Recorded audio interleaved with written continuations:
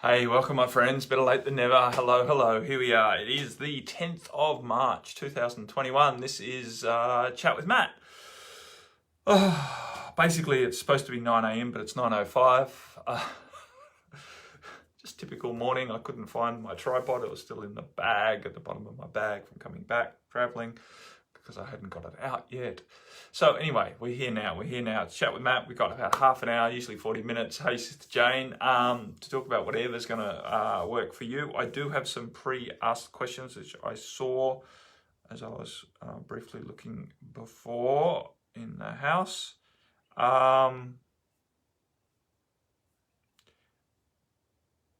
That's a good meme. I just scrolling through Facebook to try and find the right place. And they said the real problem with our education system is it doesn't test our intelligence, it tests our memory. And that is so very true, because the education system is basically training people to be cogs in the machine, to remember what to do based on what their employer wants, right? It's not here to give you a well-rounded head start into life. It's to train you to be a worker.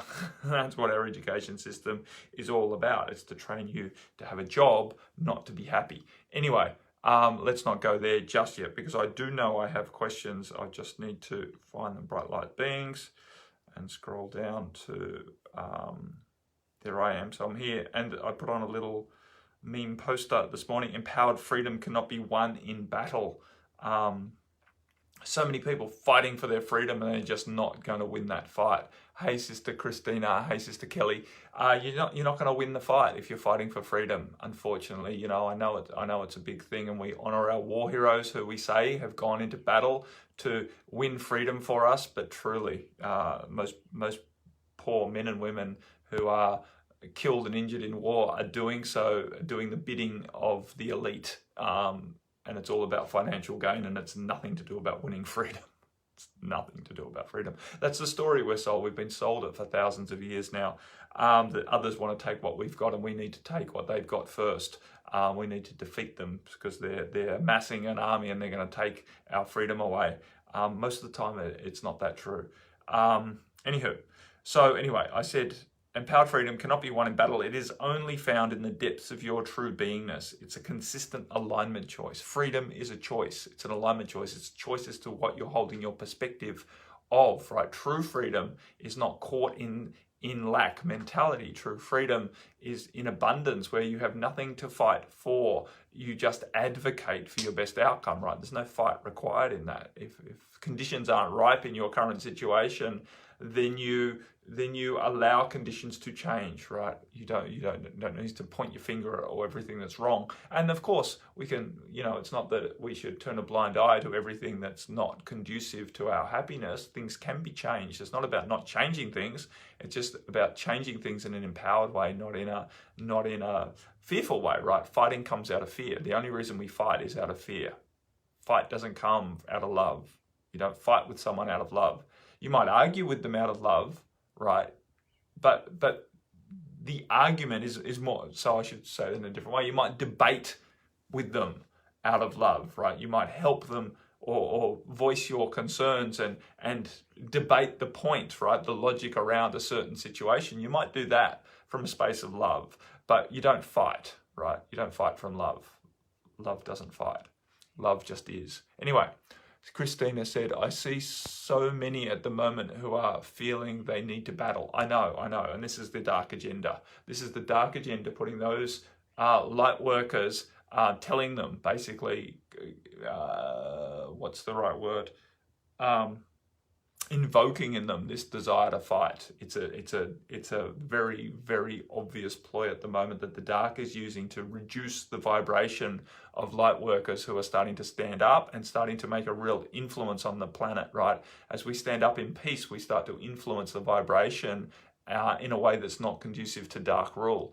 And so they're trying to turn that around by inviting a fight, right? Saying that it's the only way, right? The dark agenda is not so stupid. They don't stand as a direct opposition. They infiltrate all areas of opposition and control it in a way, influence it, manipulate it. They manipulate all sorts of, that's why they've been all the way through religion, because religion didn't start off as a dark agenda, right? It started off as people looking for the light, looking for God, looking for salvation. The dark agenda said, right, do we fight this or do we just control it? And of course, dark doesn't fight, it controls. It likes to invite a fight because it wins from fight energy, but it doesn't use its own energy in fighting, right? The darkness is very clever. It's not very powerful in terms of its brute force. A lot of people think the darkness is very powerful, but we all know that it's not, right? You switch on the light at night and the darkness is gone. There's no fight that goes on. You don't need to run around the room with a tea towel trying to get the darkness out the window and then pull the curtains quickly so it doesn't come back in. Darkness doesn't go anywhere near the light, right? And so all we really need to do is shine our light, and there's no more darkness to be interacted with. But we're educated into thinking that we need to keep our light tight inside of us, keep it protected, keep it closed in, right? We keep our curtains closed so our light can't shine out. And then we fight against the darkness, thinking that once we've defeated the darkness, we'll be able to let our light out. And it just keeps feeding the darkness, right? So this is how they've been working for thousands of years, and they're still working this way. They're still using the same tactics, and unfortunately we see as we sit here that in many instances it's still working. Many beings who have a very pure heart are being invited into a fight energy, and they're giving their energy to the dark agenda. Anyway, that's my 2 cents on that. I am here to answer some questions, and we have a good bunch of them.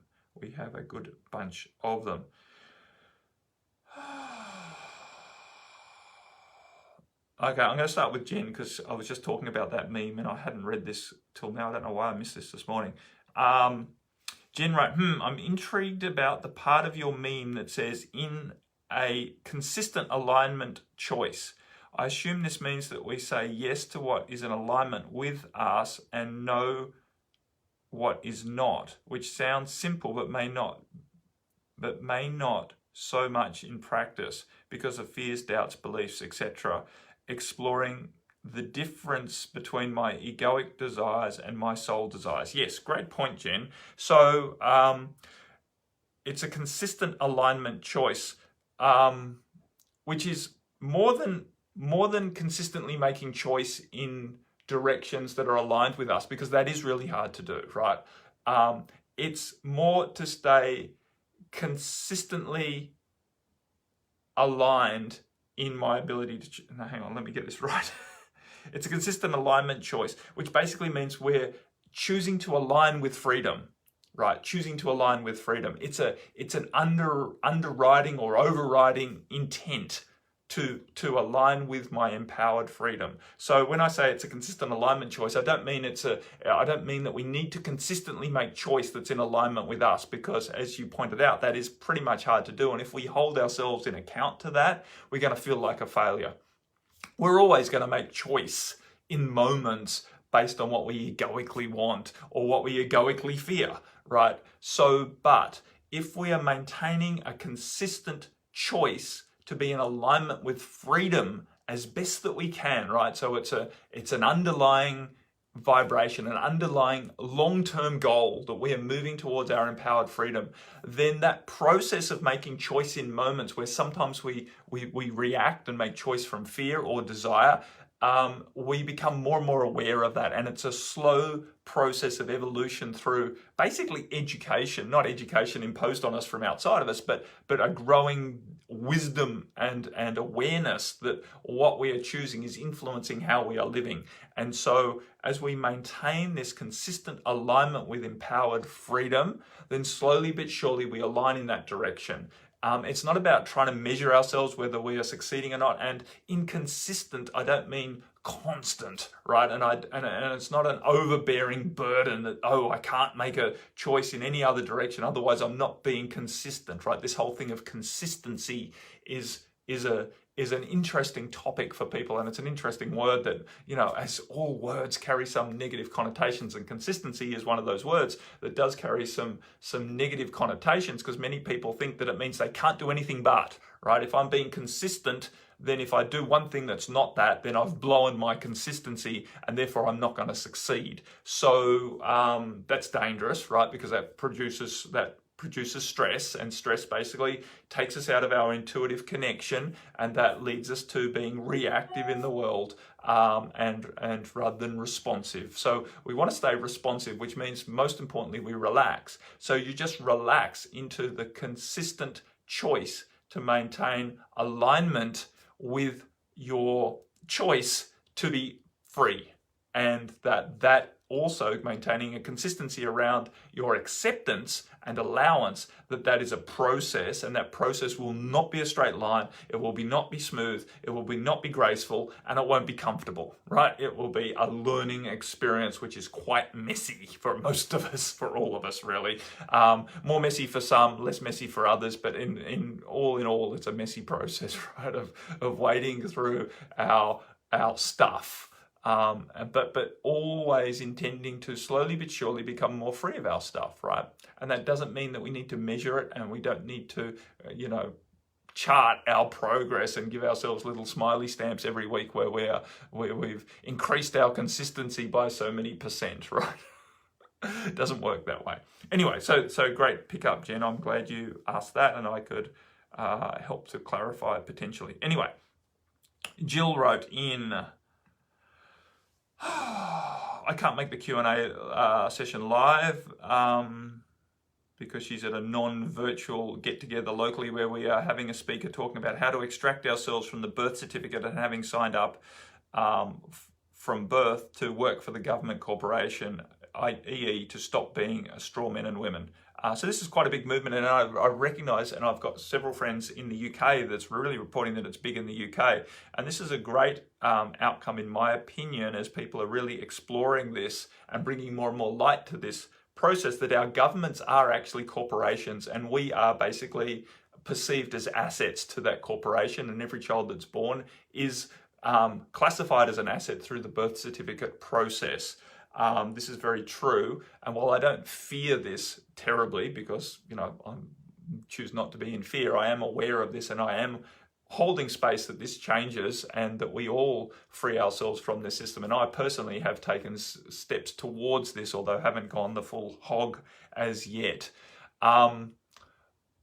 The interesting thing is that in the UK, where you've had succession of really ridiculous rolling lockdowns and all the rest of it, and the system has looked very, very broken, as opposed to here in New Zealand, where by and large many people sort of praise the government as doing the right thing because we are safe here in New Zealand, even though we've had our freedom severely curtailed in many ways, and people are quite compliant with that. There's not nearly as much influence for the general population to start looking at these things, but it will flow through, right? It will flow through as places where it has been intensified to the point where people are making strong choice, like looking at these ways of opting out, various theories and rationales and potential ways of opting out of government control by revoking our birth certificates and allowing ourselves to become sentient beings walking the planet rather than citizens of a nation, which is basically the asset in the corporation,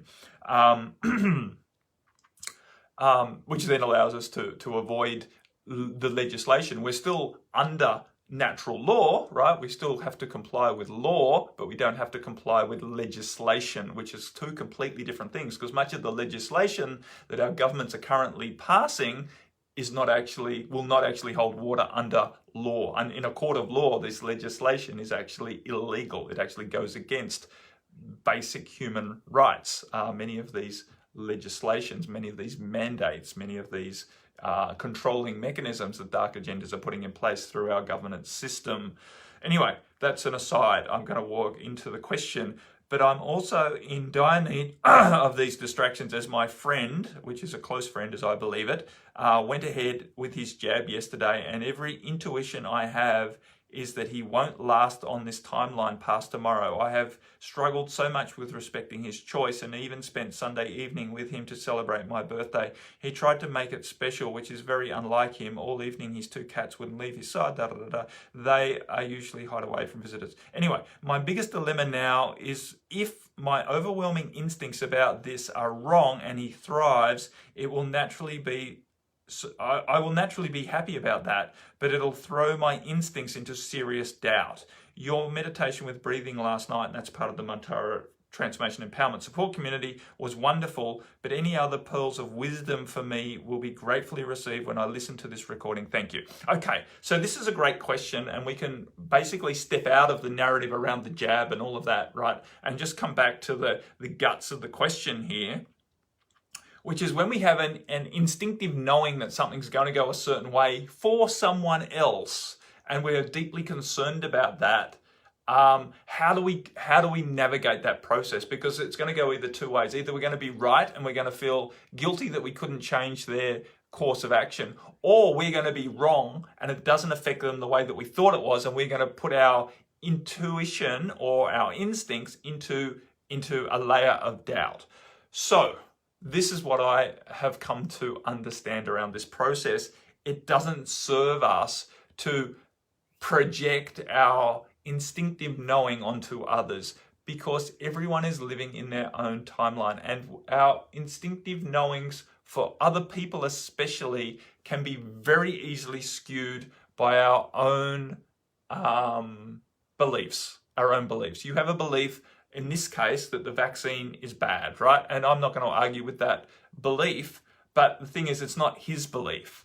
And everyone is creating their own world from their own beliefs. So if someone believes that something isn't bad for them, it generally isn't, irrespective of what your beliefs are. Someone else's beliefs don't affect me. My own beliefs affect me. So correspondingly, my beliefs don't affect someone else unless I take action from my beliefs and interfere in their life, right? Which in that case, my beliefs are starting to influence their outcomes, right? So the point being is we can have these hits of intuition or instinct, if we like, but it's best to park them.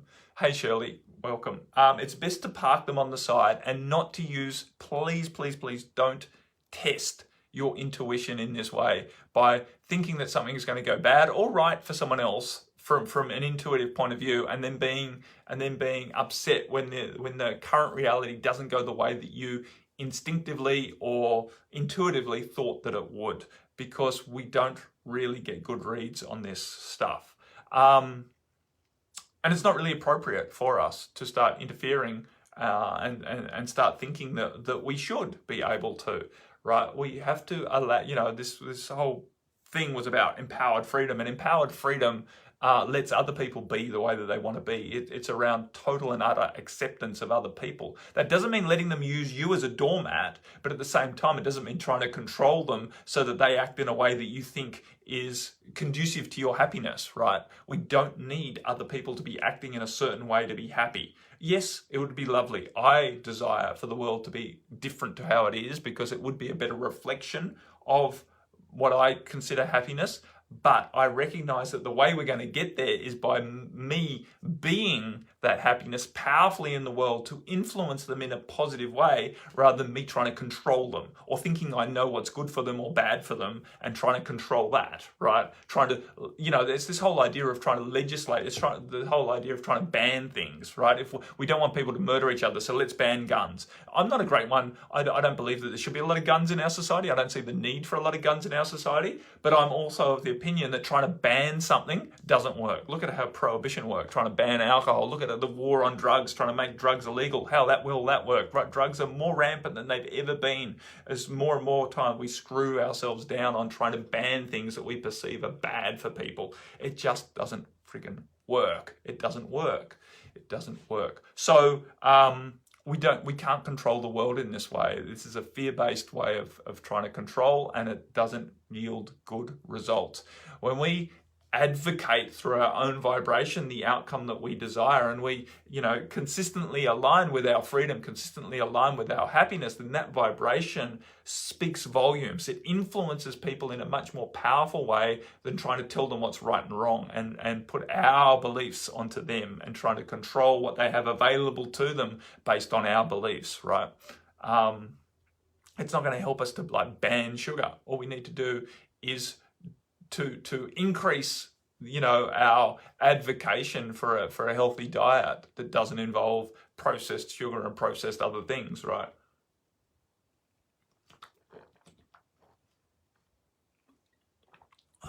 Anywho, so just allow him to thrive or to die, right? Either way, it's his choice and his doing, right? We don't need to interfere with this. We can take, in this case,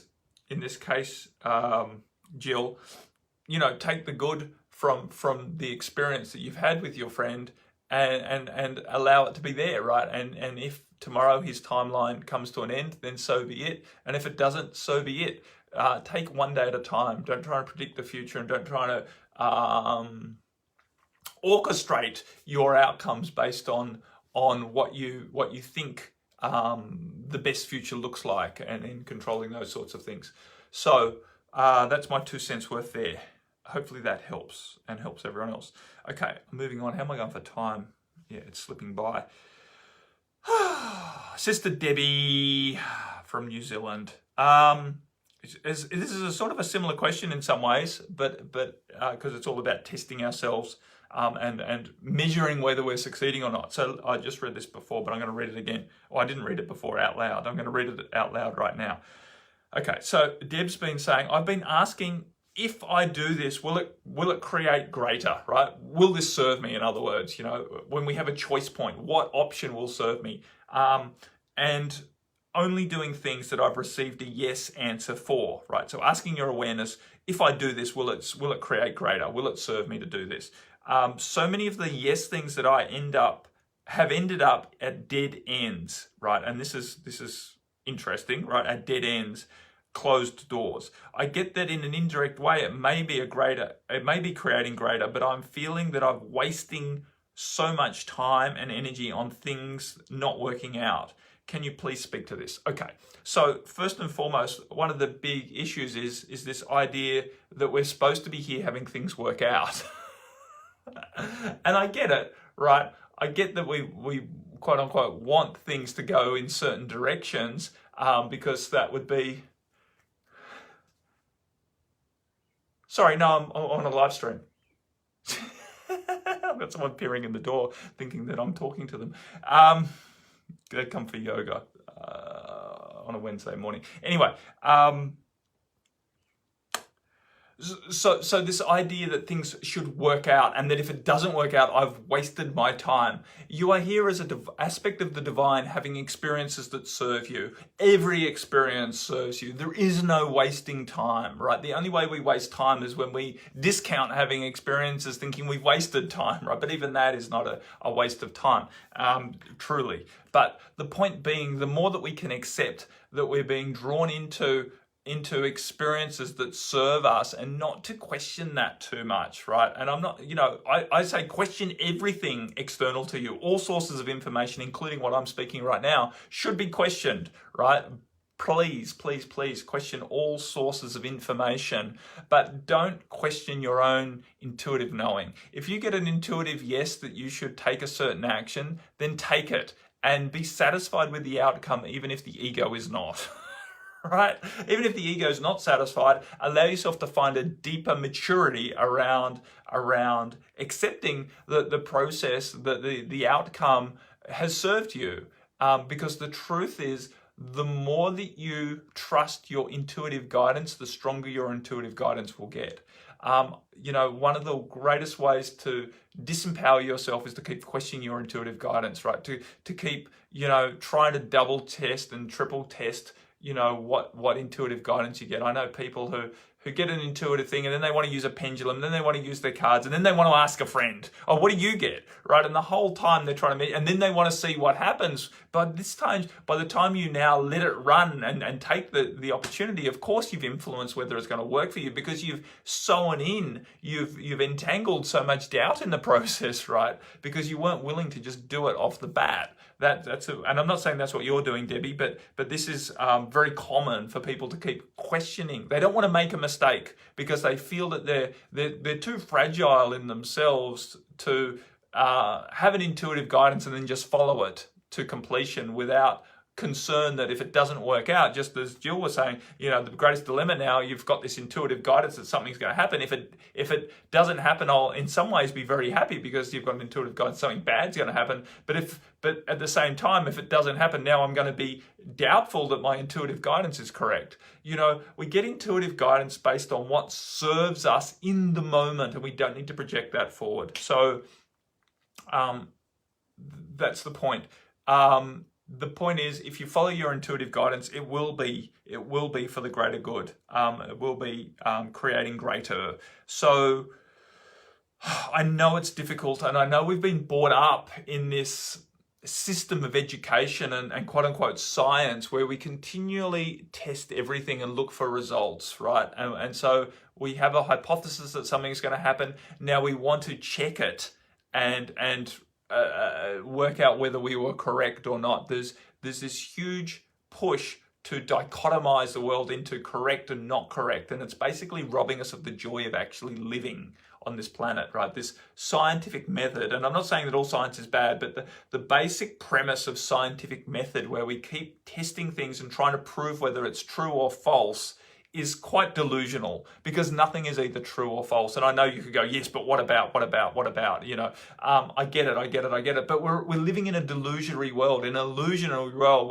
where it's just energy playing out. And we think that these facts are hard and fast, but they're not really. They're just riding in a belief system. And while we might recognize that certain facts hold true most of the time, we are starting to see through quantum physics that a lot of the things that we've perceived as fact actually doesn't hold true in every circumstance now, in every situation. As we look at the quantum level of things, we realize that while these facts are actually good approximation of how the world works and are actually beneficial for us working in the world and being functional in the world, so there's nothing wrong with them, but they're not actually absolutely true. Right, we're realizing that a lot of our facts are not absolutely true anymore. So, and this is true of basically everything, that it is all just a manifestation, and there's nothing wrong with that. We don't have to peel that apart, but at the same time, it's going to serve us to bring some allowance into this process, so we don't get so contracted and so tight and so stressed around trying to prove whether something is wrong or right. And then work out whether we wasted our time or not based on an intuitive guidance to do something from the what do we call that? Intention that it's going to be for our greatest good. If it's for our greatest good, then we just have to trust that it's for our greatest good. If that was the intention you went into any particular activity, Debbie, and everyone else, then we just trust that that is how it is, and we don't go back in hindsight and judge it and then start judging ourselves and basically reduce our vibration with labels such as, oh, that was a waste of time. Oh, that didn't work out. Oh, my intuition was wrong there. No, don't do it to yourself. Don't do it to yourself. Just trust and accept. However it's working out is working out. Understand that it's such an intricate puzzle, right? Clearing you of your stuff, of your past life influences and your energetic entrainments and the implants and the explants and the oaths, vows, promises, contracts, all of the things that are influencing how you're showing up in the world. It is a complex process for your higher self to navigate you through this very intense time of purification. So when we do things and they don't work out the way that we thought they would, and we can't see where the good is from our limited intellect, then that doesn't mean that there isn't greater good in it. So trust that process, Debbie, and everyone. Okay, I'm going to flip up here and read what Christina wrote in. It took me a long time to accept that every event has a gift in it, but I found that the quicker I thanked a so-called negative event, the faster the gift showed itself. Exactly. When we hold the attitude that everything is serving us, then we start to perceive how everything is serving us, and then we have evidence to back up our belief, and that helps us to build confidence that this in fact works, right? I'm doing the same thing with a strong belief that, with a belief that I'm making strong through continued repetition, which is I get paid by the universe for being the most expansive version of myself, right? I get paid for just showing up as me, and I don't need to chase money, and I don't need to sacrifice myself in order to earn money. This is a belief that I've been putting in place now for 5 or 6 years. And at first it was really, really hard because all of the evidence was showing me that that didn't work, right? When I put something out for donation, then hardly anyone donated. When, when I spent time with people, a lot of people sort of didn't appreciate it. And I was dealing with a lot of the predominating beliefs on the planet that if you don't charge for something, then people don't appreciate it, and therefore it doesn't work so well, and you have to charge, and you have to charge a lot, and the more that you charge, the better you'll be, and all the rest of it, right? This ongoing belief system. And while there's truth in that because it works, we don't need to be contained in that belief, right? We can start to believe, I get paid by the universe for being me, and then show up as ourselves expansively giving. It doesn't mean we don't charge for our work, not at all, because it does serve people to pay something. But at the same time, freeing myself up from that belief has taken quite a lot of time. And over time, I've received more and more evidence that it's starting to work. It's starting to work. Money is starting to show up in miraculous ways into my life as I just keep being myself as expansively as possible. I just keep giving from my heart, not in a sacrificial way, but in a way that is completely aligned with what's joyful for me. And I'm starting to receive more abundance as a result of doing that. So I'm starting to get more and more confident with this belief that I've been consistently choosing. I've been consistently choosing to maintain it. Now it's getting easier and easier to maintain it because I'm starting to see proof that it's working. So the momentum starts to build. At first, it's hard work. It's hard work. It's like when you're pushing a car. At first, it's really hard to get it start to roll, but once it's rolling, it doesn't require as much effort to keep it rolling. That's what momentum is, right? So, anywho, that's the point, my friend. So it's the same with trusting our intuition. At first, it's really, really hard, and we want to keep doubting it, and we keep seeing evidence that it's not working. But over time, if we maintain that intention, then we start to get more and more proof. We start to perceive the world through lenses that are believing this, and thus we see evidence that reinforces what we are believing, and these beliefs become facts. Quote unquote facts, right? Because we're all believing it, or at least we're believing it to such an extent that we're seeing evidence to prove that the experiment is bringing back a positive result, right? Anyway, last question here. Shauna wrote in, continuing with the previous comment about alignment, I am noticing for myself it's not so clear. That subtle whisper of your soul is just not as obvious as I'd like. Exactly, that goes for everyone. I've talked a lot about this in the past. But I'm starting to notice little sensations around the idea of an idea feels expansive or contractive. Does it just feel or does it feel uplifting? Does it feel too much efforting due to not being yourself, but rather trying to do something you don't really need to do, don't really need to be focusing on? This is all fine and good, except it seems like a never-ending exploration, and I could be in this space forever. I'm tempted to start answering, but I'm going to keep reading. Just feeling into things, allowing, relaxing, etc. When you're in a place to want to actualize services for people, but put yourself out there, being in the place of not being confident about your alignment is really creating a roadblock. Would love more clarity on finding that alignment and knowing with confidence what your soul would like to create in the world. Answering questions like the deeper why and how my life would look like if I were doing things I want is really hard for me. I usually draw a blank. Help. Right, so there's a couple of aspects to this question. How am I doing for time? I've really only got about 5 minutes because I do have another session starting soon.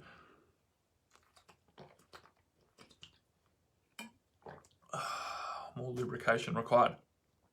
Okay, so the first thing, for all of us, right, as we were just talking, that our intuitive guidance is always more subtle than we would like. Everyone from an egoic perspective would like to have more obvious signs that our soul is talking to us or our guides are talking to us, and it's very, very obvious. We can hear it or we can see it. It's very obvious. For me, it's been incredibly subtle my whole life, and no matter, and as I've progressed, it hasn't really got more obvious. I've become more trusting of the subtlety, so it's easier for me to act on it. But nonetheless, the guidance itself is still incredibly subtle for me personally. That's my, and I know other people and some of my clients are much, they do hear voices, they do have direct guidance, they very easily can do automatic writing and receive guidance that seems more obvious and easy to follow. It doesn't always lead in the result that they want. But they have and then see, this is the question as we jump back to what Jill was talking about and what Debbie was talking about. If you get more obvious guidance, it doesn't actually mean that more obvious guidance is going to lead you to the outcomes you desire, and then you have the problem of starting to doubt the guidance that you're getting, even though it's coming obviously. It's not always resulting in the result that you expect. So now you start to work out, is this guidance really my highest good talking? Is this guidance real? So, it can be a double-edged sword. It can be a double-edged sword as you can get more and more doubtful around your guidance that's coming through more and more obviously, right? So at least when your guidance is subtle, you can always go, well, I'm not sure that I got that correctly, and allow your guidance not to be wrong. Because it's not a great thing when you start making your guidance system, whether that be your higher self or beings who work with you, making them wrong for leading you into situations, obviously leading you into situations that don't turn out the way that your ego wanted it to. See, as Sister Sylvie's writing, well, I hear voices loud and clear, my higher self, masters, benevolent beings, and even the most known ones. I'm going to read it up here. Contradict themselves, so in the end it's the same. You need to trust your own heart, and that's it. Hearing voices loud and clear doesn't change it. Exactly. So that's exactly what I was saying. So thanks, Sylvie, and I know you were typing that well before I was probably speaking it. That's called alignment. So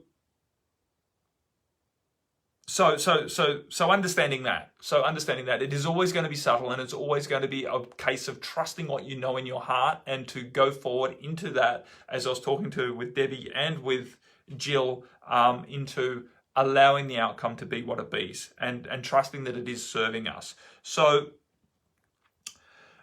okay, so now as we move down through that, this is all fine and good. It seems like this is a never-ending exploration, and that's life in general. It is a never-ending exploration. You're not here on this life to succeed, right? There is no success. There is no pot of gold at the end of the rainbow. It's not about working out how to get to the pot of gold and then you have your joy and your happiness, right? The exploration is where the joy is. The exploration is your happiness. So allow yourself to find allowance that this exploration is your life, and there is nothing more, right? It isn't about succeeding. It isn't about getting the outcome that you desire and then thinking that you can have your happiness, because I know so many people who have succeeded in getting what they desire, and they realize there's no lasting happiness in that. There's no lasting satisfaction. There's a hit of satisfaction, of course. Your ego is incredibly excited that you've achieved your goal, but then what, right? It's always hollow. I've watched lots of accounts of great sportsmen, of great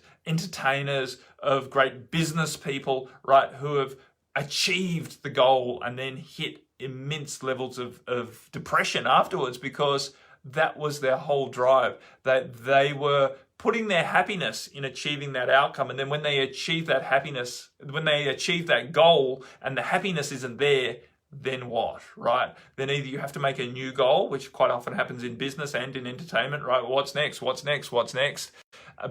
if when you start running out of goals, when you start realizing you've achieved everything that any human can achieve, and you still don't have your happiness, right? Then there's very few options left, right? And a lot of people self-destruct, or they find true spirituality at that point, right? But up to then, they've been distracted with the idea that the happiness is in the outcome.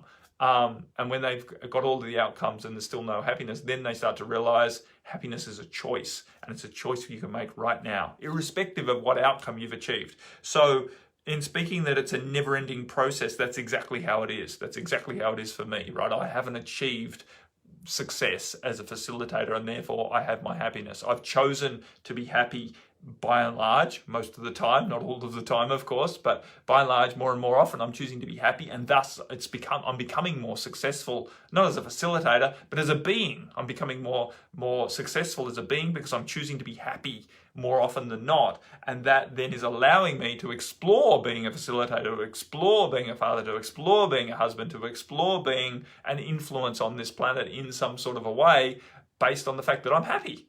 Right? That I'm happy and I'm willing to share that happiness. So I am running out of time. So thanks, Barbara. So I just want to get to the last bit, which is this idea that you're creating a roadblock. There's no such thing, right? It's a mental projection that you're just not achieving. There's a perception out there that that if we're in alignment, we're supposed to achieve things that are in alignment with us easily, and that's a crock of shit, right? That's not the truth from my experience and from watching a lot of other people who are in alignment. It doesn't happen easily. So let go of that belief and let go of the idea that if it's not happening easily, that you're somehow blocked. We're all going through a process, and that is a process of releasing limitations and resistances, of course, which you could call blocks if you wanted to, but they're just speed humps rather than blocks. We can all get over them. It's just a matter of getting enough momentum to get over them. So the last bit here, knowing with confidence what your soul would like to create, that's a choice as well. And it does build, we do build confidence with choosing to be confident, with choosing to trust that what our soul wants is for us to keep exploring and not to get it right. We're not here to fulfill some friggin' mission that our soul sent us here that's chiseled in stone. And once we do that, then we'll be successful, then we'll be happy, then we'll be able to rest. No, life is a continual exploration, and what our soul wants is for us to continue to expand through the exploration. So when you relax out of trying to get it right, when you relax out of trying to succeed, when you relax out of trying to work out what your soul wants and then do it, you can actually enjoy life, right? So just relax through that process. And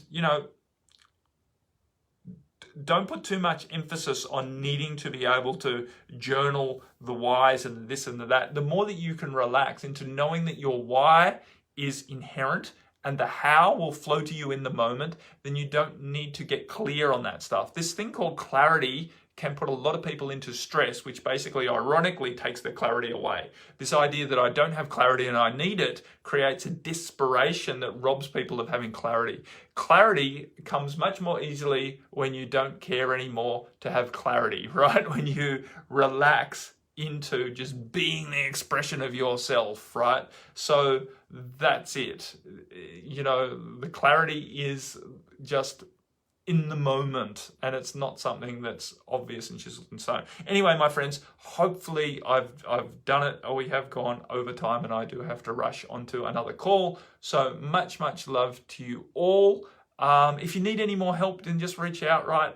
I am scheduling a full moon call for the very end of March. I think it's the 28th or something like that. It might be the 27th in the Western Hemispheres, over there in the Americas and the Europes. So look out for that. It is new moon soon, but I am not called into that for whatever reason. I will be away next week, but I will be able to chat with Matt right before I retreat. I don't think I'm going to miss chat with Matt in the next 2 weeks, even though I've got a 5-day retreat happening in between the chat with Matt's. That's all good. So, but if you want more help, then just reach out, right? And I can point you in the direction to how I might be able to help you. Whether that might be purchasing an MP3, whether that might be, joining my Mantara Transformation Empowerment Support Community, or getting some private sessions with me. They're not as expensive as you might think.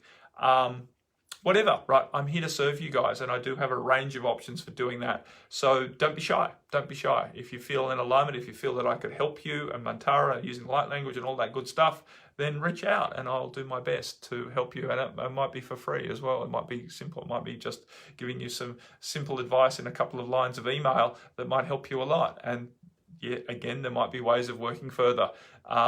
It just depends on the situation. Anyway, my friends, much love. Namaste.